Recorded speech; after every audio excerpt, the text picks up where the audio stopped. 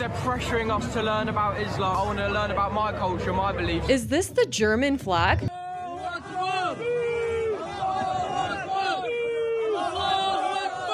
Today, Germany is holding their federal elections, and everybody is asking one question. Does this look like Germany?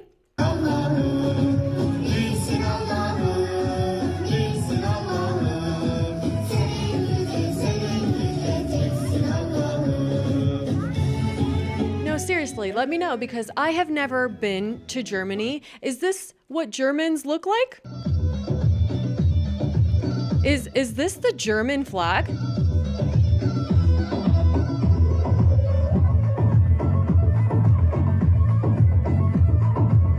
Are those German dance moves? Is this the German style? Is this German music? Are these proud Germans? I don't know. Please let me know in the comments. Now, JD Vance and Elon Musk are rooting for AfD. Here are some of their leaders. Rufen wir den Globalisierungsextremisten We zu. shout to the globalist extremists. Germany is not a settlement area. Germany was the homeland of our ancestors. Germany must be preserved as home of our children. Germany is our home, our country, our nation. Germany is non-negotiable. Let's take our country back. Pretty wild. Here's the leader. Wir haben die Antworten. We have the answers. We have a plan. We have a future plan for Germany that we will address in the first 100 days of government, participation, close the borders completely, and reject every illegal entry and every person without papers.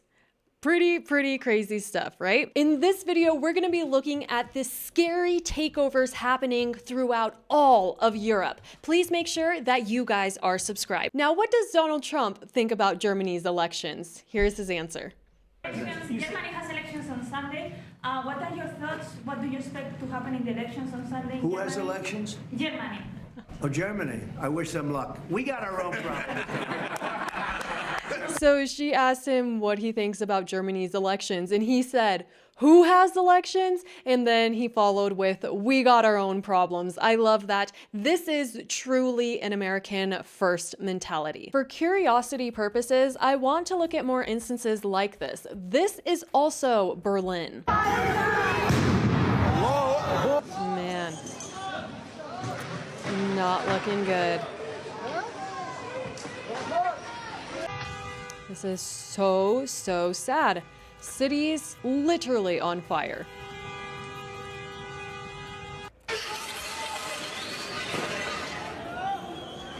To me, the craziest thing about this, and when a country accepts so many refugees, is the fact that they populate a lot more and their birth rates are a lot higher. So not only are you accepting these refugees, but you are accepting an entire generation from these refugees. It's completely different when an immigrant comes and acclimates to the culture. Like the United States' biggest patriot is an immigrant, and that's good because he is contributing. But it seems like these people are just completely taking over and they're not acclimating. I have a lot of German in my blood, so I have always wanted to go to Germany and learn about the culture, but if I went and saw this, I am running away. So obviously, many Germans are upset about this, and they are taking to the streets waving German flags, something that you would expect to happen in Germany. And something that I have seen a lot when I Google AfD is that there are many articles calling them far right. Sounds pretty familiar, right? And they're calling them dangerous. Yet Germany seemingly wants to take back their country, and AfD is going to help them do that. Und nirgendwo sind die Bedingungen so gut wie in Thüringen. Wow, that's a lot of people. Here is another post that says only AfD can save Germany.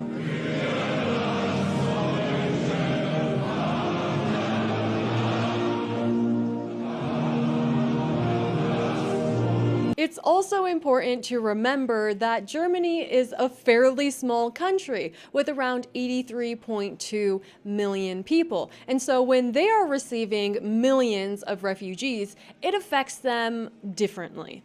This webpage right here says that Germany is among the UNHCR's largest donors, and up to date, they have contributed over $300 million in supporting refugees. It almost seems like Germany is giving us a glimpse into what America would look like if Kamala Harris got elected, because the censorship seemingly is also crazy. This person says that you would not be allowed to reshare this video. These are Germans protesting open borders. So I guess you could get in trouble for sharing a peaceful protest. That's pretty wild and very unfortunate. Here we have an English kid who is sharing a little bit about what he is learning in school. In schools, they're pressuring us to learn about Islam and learn about the people that are coming over. I don't want to learn about that. I want to learn about my culture, my beliefs, and I'm proud to be English. Have they taught you about the Bill of Rights? No. Did you learn about the Battle of Agincourt? No. In school, they were teaching us about, you know, about Islam, about Prophet Muhammad, and all their ideologies. They barely covered Christianity at all. Did they tell you about how he was a warlord who brutally murdered people? No, they wouldn't say any of that. And when I tried to stand up and say that some of them things, I would get in trouble for it. Suspended from school because apparently I was being racist. I wasn't. I was just trying to, you know. You're questioning an ideology. Yes. The censoring of speech is just so sad. And that is how you take over a country. You influence their minds, you influence the youth. So here we have 30,000 Syrian refugees. I love the little indents around the refugees in the UK. So here we have over 30,000. So here we have a post that says that there are over 30,000 Syrian refugees in the UK fleeing Assad's regime. And so what are they doing? Are they flying the flag from the UK? No. If they love the country that they came from so much, then why didn't they stay? Then why are they here? I mean, you go to a different country to seek opportunity because you love that country and you're appreciative of it. But instead, they're standing on cars.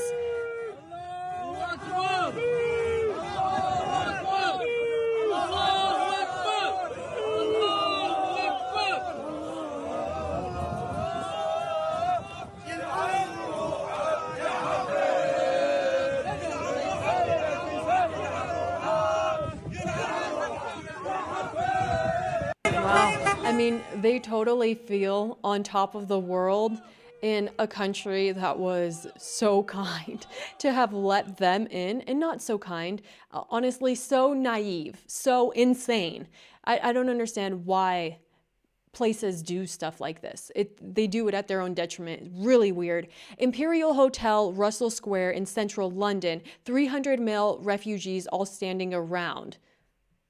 But these are all refugees, but they're all grown men in their 20s, 30s. It's fucked. It is fucked. 300 men. There's no women, there's no kids, but these are all refugees, but they're all grown men in their 20s, 30s.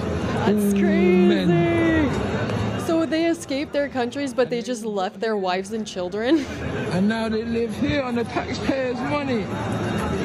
And they all look like they're living good life. None of them look hungry. They all got brand new clothes on.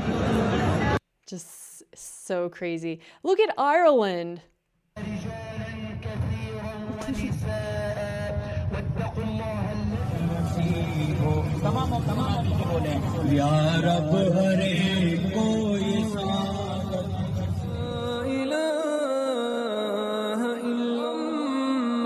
This is crazy.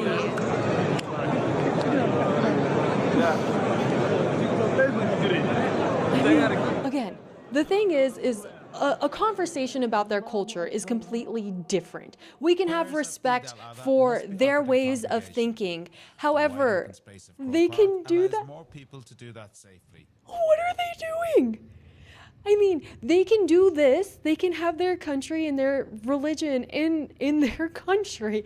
But why, like, take over another country. Here's a video from Ireland with the voiceover of JD. I believe there is nothing more urgent than mass migration. Today, almost 1 in 5 people living in this country moved here from abroad. That is, of course, an all-time high. 1 in 5? It's a similar number, by the way, in the United States, also an all-time high. The number of immigrants who entered the EU from non-EU countries doubled between 2021 and 2022 alone, and of course, it's gotten much higher since. And we know this situation, it didn't materialize in a vacuum. How and why do they allow for this to happen? Here we have a woman burning the Quran in Sweden.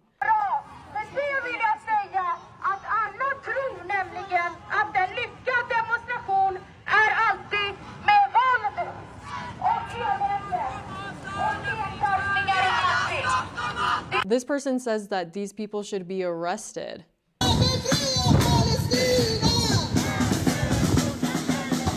What I find like most appalling is that in many parts of America, it also looks like this. Hopefully not for long. I mean, I just really loved Donald Trump's approach to it. You know, like, we have our own stuff to deal with. Make America great again. That's really all that we can do. I mean, it's like you can't lose weight for another person. Everybody is responsible for themselves. America we need to take care of ourselves. We have French patriots gathered to sing the Marseillaise and prevented an Islamist prayer in the street.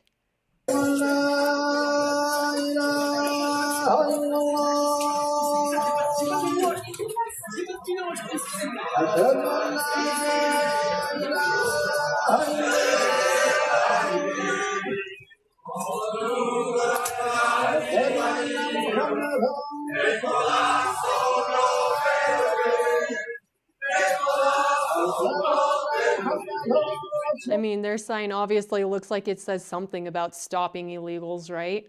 I mean, it's just so sad that countries are doing this to themselves. It's really, really weird. Here we have what a person called, apparently this person is a politician in the UK. We will not be silent. We will raise the voice of Gaza. We will raise the voice of Palestine. Allahu Akbar!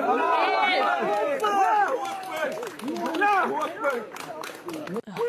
Again, it's so difficult to understand. How fortunate are we to be able to look at this from a distance and not feel personally affected, to not live in a country that has open borders. It is a part of human nature to emphasize all of the negatives in their life. If somebody has a bad day and you say, hey, how was your day? They can tell you that it was bad, and then they can give you all the details. They'll become actors or actresses in letting you know how horrible their day was. But then when a person has a really good day, they struggle to emphasize their gratitude, their happiness, and just their peace of mind. And so just as angry and upset, so just as scared and upset we would have been if Kamala Harris got elected, we should be that happy. We should be so happy that we are safe